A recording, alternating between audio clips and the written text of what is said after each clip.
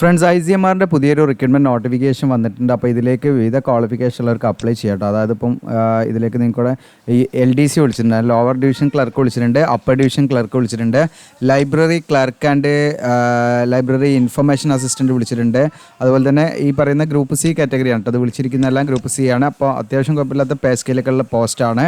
അപ്പോൾ നിങ്ങൾക്കൂടെ 4/6/2024 നമുക്ക് നോട്ടിഫിക്കേഷൻ വന്നിരിക്കുന്നത് ICMR തന്നെ NIN എന്ന് പറയും, അതായത് നാഷണൽ ഇൻസ്റ്റിറ്റ്യൂട്ട് ഓഫ് ന്യൂട്രീഷനിലേക്കാണ് വിളിച്ചിരിക്കുന്നത്, ഈ സ്ഥാപനത്തിലേക്കാണ് വിളിച്ചിരിക്കുന്നത്. അപ്പം ഇതിലേക്ക് നമുക്ക് പ്രധാനമായിട്ടും ശ്രദ്ധിക്കേണ്ട കാര്യങ്ങൾ, എങ്ങനെയാണ് അപ്ലൈ ചെയ്യേണ്ടതെന്നുള്ള കാര്യങ്ങളൊക്കെ നമ്മൾ വീഡിയോയിൽ വ്യക്തമാക്കുന്നുണ്ട്. ഓൺലൈനായിട്ട് അപ്ലൈ ചെയ്യേണ്ടത് എങ്ങനെയാണെന്ന് ഇവിടെ ജസ്റ്റ് ഒന്ന് പറയുന്നുണ്ട്. അപ്പോൾ നമ്മുടെ വീഡിയോ നിങ്ങൾക്ക് ഉപകാരപ്രദമാണെങ്കിൽ നമ്മുടെ ചാനലൊന്ന് സബ്സ്ക്രൈബ് ചെയ്യുക, ബെല്ലേക്ക് എനേബിൾ ചെയ്ത് വെക്കുക. അതോടൊപ്പം നമുക്കിപ്പം നമ്മുടെ സബ്സ്ക്രൈബർ കൗണ്ട് 59.6K ആയിട്ടുണ്ട്.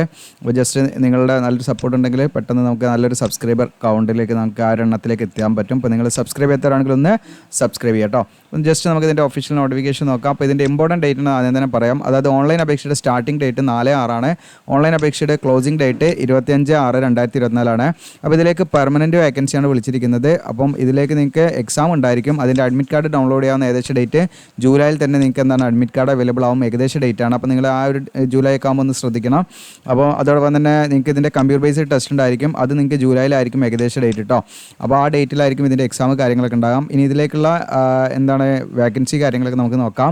ഇപ്പോൾ LDC വന്നിരിക്കുന്നത് നമുക്ക് ലോവർ ഡിവിഷൻ ക്ലർക്കിൽ ഗ്രൂപ്പ് C ആണ്. ഇതിലേക്ക് 27 വയസ്സ് വരെ അപ്ലൈ ചെയ്യാം, അതായത് 18 to 27 അപ്പോൾ ഇതിൻ്റെ ക്ലോസിംഗ് ഡേറ്റ് കണക്കാക്കിയാണ്. ക്ലോസിംഗ് ഡേറ്റ് നമ്മൾ പറഞ്ഞു, നിങ്ങൾക്ക് ക്ലോസിംഗ് ഡേറ്റ് 25/6 അപ്പോൾ ജൂൺ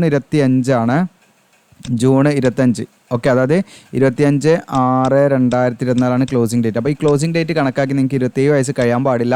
എന്നാൽ ഇതിലേക്ക് നിങ്ങൾക്ക് SC വേക്കൻസി ഇതിൽ വന്നിട്ടുണ്ട്, ഒരു വേക്കൻസി SCക്ക് ഉണ്ട്. അപ്പോൾ SC കാൻഡിഡേറ്റ്സിന് എന്ത് ചെയ്യാം, ഇതിലേക്ക് നിങ്ങൾക്ക് 32 വയസ്സ് വരെ അപ്ലൈ ചെയ്യാം കേട്ടോ. ഓക്കെ, ബാക്കിയുള്ളതൊക്കെ ജനറൽ വേക്കൻസിയാണ്. അപ്പോൾ ആർക്ക് വേണമെങ്കിൽ അതിലേക്ക് അപ്ലൈ ചെയ്യാം. 5 വേക്കൻസി ജനറലാണ്, അങ്ങനെ ടോട്ടൽ 6 വേക്കൻസിയാണ്. അപ്പോൾ ഇതിലേക്കുള്ള ക്വാളിഫിക്കേഷൻ എന്ന് പറയുന്നത് +2 പാസ്സായിരിക്കുക എന്നുള്ളത് മാത്രമാണ് ഇതിലേക്കുള്ള എഡ്യൂക്കേഷൻ ക്വാളിഫിക്കേഷൻ. അപ്പോൾ ജസ്റ്റ് നിങ്ങൾ +2 പാസ്സാണെങ്കിൽ നിങ്ങൾക്ക് ഇതിലേക്ക് അപ്ലൈ ചെയ്യാം. പക്ഷേ ഇതിൽ നിങ്ങൾക്ക് സ്കിൽ ടെസ്റ്റ് ഉണ്ടായിരിക്കും, കാരണം LDC ആയതുകൊണ്ട് സ്കിൽ ടെസ്റ്റ് ഉണ്ടായിരിക്കും. അപ്പോൾ അതിൽ നിങ്ങൾക്ക് എന്താണ് ടൈപ്പിംഗ് സ്പീഡ് ചെക്ക് ചെയ്യും. ഇംഗ്ലീഷിലോ അല്ലെങ്കിൽ ഹിന്ദിയിലോ ഏതെങ്കിലും ഒന്ന് നമുക്ക് സെലക്ട് ചെയ്യാം. നമുക്ക് ഇംഗ്ലീഷ് ആയിരിക്കും ഓക്കെ നല്ലത്, കാരണം ഹിന്ദി അറിയുന്നവർക്കുണ്ടെങ്കിൽ ഹിന്ദിയിലും ടൈപ്പ് ചെയ്യാനുള്ള ഓപ്ഷൻ ഉണ്ട്.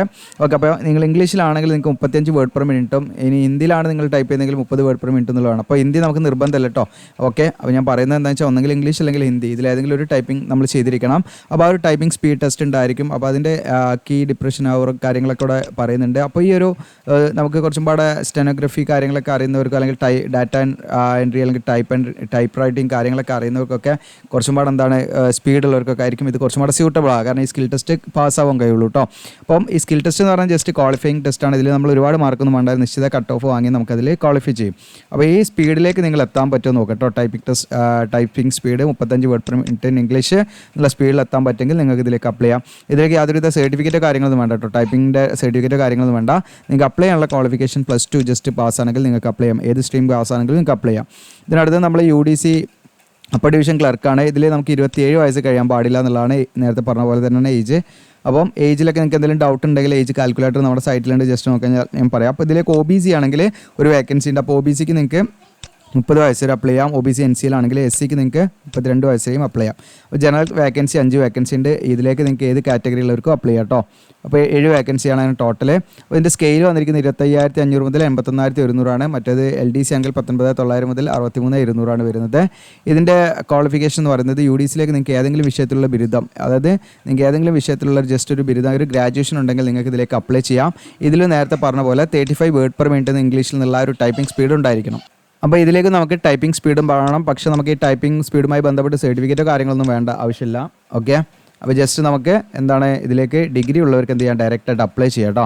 അപ്പോൾ ഈ പറയുന്ന ടൈപ്പിംഗ് സ്പീഡൊക്കെ നിങ്ങൾക്ക് പെട്ടെന്ന് എന്താണ് ഒരു ചെറിയ എന്തെങ്കിലും കോഴ്സൊക്കെ ചെയ്താൽ നിങ്ങൾക്ക് ചെയ്യാവുന്ന കാര്യങ്ങളാണ് കേട്ടോ. ഓക്കെ, അപ്പോൾ ഇതൊക്കെ ജസ്റ്റ് നിങ്ങൾ ഇങ്ങനെ ടൈപ്പ് റൈറ്റിംഗ് ഒക്കെ പഠിപ്പിക്കുന്ന സ്ഥാപനങ്ങളുണ്ട്. അപ്പോൾ അവിടെ നിങ്ങൾ അപ്രോച്ച് ചെയ്ത അവർ കാര്യങ്ങളൊക്കെ പറഞ്ഞുതരും, നിങ്ങൾക്ക് ചെയ്യാൻ പറ്റില്ല എന്നുള്ളത്. ജസ്റ്റ് അപ്ലൈ ചെയ്യാൻ നിങ്ങൾക്ക് ഡിഗ്രി മതി എന്നുള്ളത് നിങ്ങൾ മനസ്സിലാക്കാം. ഇതിനടുത്ത് നമുക്ക് വന്നിരിക്കുന്നത് പോസ്റ്റ് കോഡ് വന്നിരിക്കുന്നത് നിങ്ങൾക്ക് ലൈബ്രറി ക്ലർക്ക് ആണ്. ഇതിലേക്ക് നിങ്ങൾക്ക് ഗ്രൂപ്പ് C തന്നെയാണ്. 18 to 28 ഏജ് ലിമിറ്റ് വരുന്നത്. ഇതിൽ ഒരു വേക്കൻസി ആണുള്ളത്, അത് ജനറൽ ജനറലാണ്. ഇതിലേക്ക് ആർക്ക് വേണമെങ്കിലും അപ്ലൈ ചെയ്യാം കേട്ടോ. ഇവിടെ ഏജ് റിലാക്സേഷൻ ഉണ്ടായിരിക്കില്ല. 19,900 മുതൽ 62,300 ഇതിൻ്റെ സ്കെയിൽ വരുന്നത്. ഇതിൽ 10ാം ക്ലാസ് പാസ്സായവർക്ക് അപേക്ഷ സമർപ്പിക്കാം. പ്ലസ് അതിൻ്റെ കൂടെ തന്നെ എന്തുമാണ് വേണമെന്ന് വെച്ചാൽ ലൈബ്രറി സയൻസിലുള്ള സർട്ടിഫിക്കറ്റും വേണം കേട്ടോ. അപ്പോൾ ജസ്റ്റ് 10ാം ക്ലാസ് പാസ്സായിരിക്കുക പ്ലസ് ലൈബ്രറി സയൻസിലുള്ള ഒരു സർട്ടിഫിക്കറ്റ് ഉള്ളവർക്ക് അപ്ലൈ ചെയ്യാം. ഇതിനടുത്ത് നമുക്ക് ലൈബ്രറി ആൻഡ് ഇൻഫർമേഷൻ അസിസ്റ്റൻ്റ് ആണ്. ഇതും ഗ്രൂപ്പ് സി ആണ്. 18-30 ഏജ് ലിമിറ്റ് വരുന്നത്. ഈ വേക്കൻസിയും ഒരു വേക്കൻസിയാണ്, ജനറലാണ് വിളിച്ചിരിക്കുന്നത്. അപ്പോൾ ഇതിലേക്ക് നിങ്ങൾക്ക് ഏജ് റിലാക്സേഷൻ ഉണ്ടായിരിക്കില്ല, കാരണം നിങ്ങൾക്ക് റിസർവ് വേക്കൻസി ഇല്ല. ഇതിലേക്ക് ആർക്ക് വേണമെങ്കിലും അപ്ലൈ ചെയ്യാം. 35,400 മുതൽ 1,12,400 സ്കെയിൽ വരുന്നത്. ഇതിലേക്ക് നിങ്ങൾക്ക് ലൈബ്രറി സയൻസിലോ അല്ലെങ്കിൽ ലൈബ്രറി ആൻഡ് ഇൻഫർമേഷൻ സയൻസിലോ ഇതിൽ ഏതെങ്കിലും ഒരു ഡിഗ്രി നിങ്ങൾക്ക് ഉണ്ടായിരിക്കണം. ജസ്റ്റ് ബാച്ചിലേഴ്സ് ഡിഗ്രി ഉണ്ടായിരിക്കണം എന്നുള്ളതാണ് കേട്ടോ. അപ്പോൾ ലൈബ്രറി സയൻസിലോ അല്ലെങ്കിൽ ലൈബ്രറി ആൻഡ് ഇൻഫർമേഷൻ സയൻസിലോ ഡിഗ്രി ഉള്ളവർക്ക് അപ്ലൈ ചെയ്യാം. പ്ലസ് അതിൻ്റെ കൂടെ എന്ത് വേണം, 2 വർഷത്തെ ഒരു ലൈബ്രറിയുമായി ബന്ധപ്പെട്ട് ഒരു എക്സ്പീരിയൻസ് നമ്മൾ ലൈബ്രറിയിൽ, അതായത് ഇത്തരം ഗവൺമെൻറ് സ്ഥാപനങ്ങളിലോ അല്ലെങ്കിൽ ഓട്ടോണമസ് സ്ഥാപനങ്ങളിലൊക്കെ ഉള്ള നമ്മൾ റെക്കഗ്നൈസ്ഡ് ആയുള്ള സ്ഥാപനങ്ങളിലൊക്കെ നമ്മൾ 2 വർഷത്തെ ഒരു എക്സ്പീരിയൻസ്, വർക്ക് ചെയ്ത എക്സ്പീരിയൻസും കൂടെ വേണം കേട്ടോ. ഓക്കെ, അപ്പോൾ ഇത്രയും കാര്യങ്ങളാണ്, ഇത്രയും വേക്കൻസിയാണ് നമുക്ക് വന്നിരിക്കുന്നത്. ഇത്രയും പോസ്റ്റാണ്. വളരെ കുറഞ്ഞ വേക്കൻസി ആണെങ്കിലും ഞാൻ പറയുന്ന LDC UDC ഒക്കെ അപ്ലൈ ചെയ്യാൻ താല്പര്യമുള്ളവരുണ്ടോ? അപ്പോൾ അത് കണ്ടോ ഞാൻ ജസ്റ്റ് ഒന്ന് നമ്മൾ വീഡിയോ ആക്കി ചെയ്തതാണ് കേട്ടോ.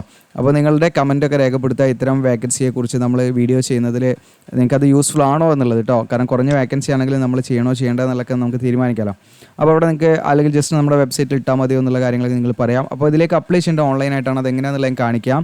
പിന്നെ അത് റിട്ടൺ എക്സാമിനേഷൻ എന്ന് പറഞ്ഞാൽ 90 മൾട്ടിപ്പിൾ ചോയ്സ് ക്വസ്റ്റ്യൻ ഉണ്ടായിരിക്കുക. അപ്പോൾ അതിൽ നിങ്ങൾക്ക് എക്സ്പീരിയൻസ് ഉള്ള വിദ്യാർത്ഥികൾക്ക് ഉണ്ടെങ്കിൽ കുറച്ച് ഈ വെയിറ്റേജ് എക്സ്ട്രാ വെയിറ്റേജ് മാർക്കൊക്കെ കൊടുക്കും കേട്ടോ. അപ്പോൾ എക്സാമിനേഷൻ സെൻറ്റർ എന്ന് പറയുന്നത് നമുക്ക് ഹൈദരാബാദിൽ പോയിട്ട് എക്സാം എഴുതേണ്ടിരുന്നുള്ള കാര്യം പാടെ നിങ്ങൾ മനസ്സിലാക്കണം. ഇതിൻ്റെ സ്കീമൊക്കെ വ്യക്തമായിട്ട് ഇതിൽ കൊടുത്തിട്ടുണ്ട്, നിങ്ങൾക്ക് ഇവിടെ നോക്കാവുന്നതാണ് കേട്ടോ. ഓക്കെ, ഇതിൻ്റെ സിലബസ് ഒക്കെ ഇതിൽ അപ്ഡേറ്റ് ചെയ്യുന്നതാണ്, വെബ്സൈറ്റിൽ ഞാൻ കാണിക്കാം. അപ്പോൾ ഓരോന്നിൻ്റെയും സ്കീം ഇവിടെ സെപ്പറേറ്റ് ആയിട്ട് കൊടുത്തിട്ടുണ്ട്. അപ്പോൾ അങ്ങനെയുള്ള ഉദ്യോഗാർത്ഥികൾ ജസ്റ്റ് ഒന്ന് ചെക്ക് ചെയ്യാം കേട്ടോ. ഓക്കെ, ഇനി ഇതിലേക്ക് അപേക്ഷാ ഫീസ് വരുന്നുണ്ട്. അപ്പോൾ അപേക്ഷാ ഫീസ് അത്യാവശ്യം നല്ലൊരു എമൗണ്ട് ഫീ വാങ്ങുന്നുണ്ട് അവർ. ഏകദേശം PWD കാൻഡിഡേറ്റ്സ് ആണെങ്കിൽ അവർക്ക് യാതൊരുവിധ ഫീസും വേണ്ട, ഫ്രീ ആയിട്ട് അപ്ലൈ ചെയ്യാം.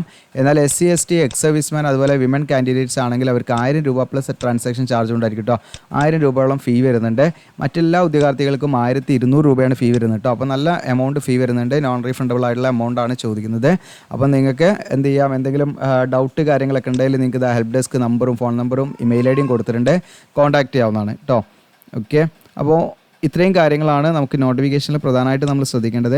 ഇനി ഓൺലൈനായിട്ട് എങ്ങനെ അപ്ലൈ ചെയ്യണമെന്ന് വെച്ചാൽ നമ്മുടെ വെബ് ഡിസ്ക്രിപ്ഷനിൽ, അതായത് യൂട്യൂബിൻ്റെ നിങ്ങൾ കണ്ടുകൊണ്ടിരിക്കുന്ന വീഡിയോയുടെ താഴെ ഡിസ്ക്രിപ്ഷനിൽ അപ്ലൈ ആവുന്ന പറഞ്ഞിട്ട് ലിങ്ക് കൊടുത്തിട്ടുണ്ട്.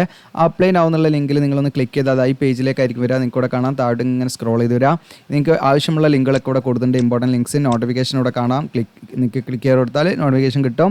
അപ്ലൈ ആവുന്നുള്ളതിൽ ക്ലിക്ക് ചെയ്താൽ നിങ്ങൾക്ക് ഈ പറയുന്ന ഓൺലൈൻ ഫോം എന്ത് ചെയ്യും, ഓപ്പൺ ആയിട്ട് വരും. അപ്പോൾ ഇതാണ് ഓൺലൈൻ ഫോം, നിങ്ങൾക്ക് ഇവിടെ കാണാൻ പറ്റും. ആദ്യമായിട്ടാണ് നമ്മൾ വരുന്നതെങ്കിൽ നമുക്ക് ഇത് അവിടെ ന്യൂ രജിസ്ട്രേഷൻ എന്നുള്ള ബട്ടൺ ക്ലിക്ക് ചെയ്ത് രജിസ്റ്റർ ചെയ്യണം. ഓൾറെഡി നമ്മൾ രജിസ്റ്റർ ചെയ്ത് കഴിഞ്ഞാൽ രജിസ്ട്രേഷൻ നമ്പറും പാസ്വേഡും കൊടുത്ത് വീണ്ടും നമ്മൾ ഇന്ന് ലോഗിൻ ചെയ്തിട്ട് ഇതിൽ അപ്ലൈ ചെയ്യാം. ഇനി എക്സാം സിലബസ് ഒക്കെ നിങ്ങൾക്ക് ഇവിടെ കാണും കേട്ടോ. ഓക്കെ, അതുപോലെ നിങ്ങൾക്ക് ഇതിൻ്റെ മറ്റു കാര്യങ്ങളൊക്കെ ഈ പറയുന്ന അനുബന്ധങ്ങളൊക്കെ ഇതിൽ കൊടുത്തിട്ടുണ്ട്. ജസ്റ്റ് ആണെങ്കിൽ അതൊക്കെ നിങ്ങൾക്ക് വ്യൂ ചെയ്യാവുന്നതാണ് കേട്ടോ.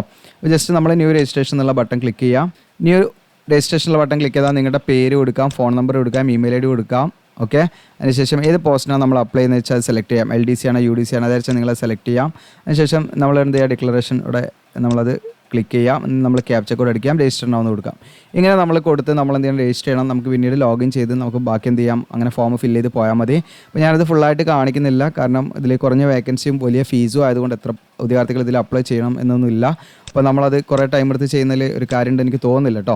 അപ്പോൾ നിങ്ങൾക്ക് എന്തെങ്കിലും ഡൗട്ട് ഉണ്ടെങ്കിൽ, അങ്ങനെ ചെയ്യുന്ന ഉദ്യോഗാർത്ഥികൾ എന്തെങ്കിലും ഡൗട്ട് ഉണ്ടെങ്കിൽ നിങ്ങൾ ഇൻസ്റ്റയിൽ എന്ത് ചെയ്യുക, ജസ്റ്റ് നമ്മളൊന്ന് ഫോളോ ചെയ്തിട്ട് നമ്മുടെ കുറച്ച് വീഡിയോസിലൊക്കെ ഒന്ന് ലൈക്ക് ചെയ്ത് നിങ്ങളൊന്ന് ഷെയർ ചെയ്തിട്ട് നിങ്ങൾ എന്ത് ചെയ്യുക, നമ്മളുടെ ആ ഒരു ജസ്റ്റ് പേഴ്സണലായിട്ട് മെസ്സേജ് അയച്ചാൽ തീർച്ചയായിട്ടും അതിനെ റിപ്ലൈ തരുന്നതാണ് കേട്ടോ. ഓക്കെ, അപ്പോൾ ഇത് മാക്സിമം നിങ്ങൾ കൂടുതലേക്ക് ഒന്ന് ഷെയർ ചെയ്യുക, സബ്സ്ക്രൈബ്, ലൈക്ക് ചെയ്യുക. Thank you.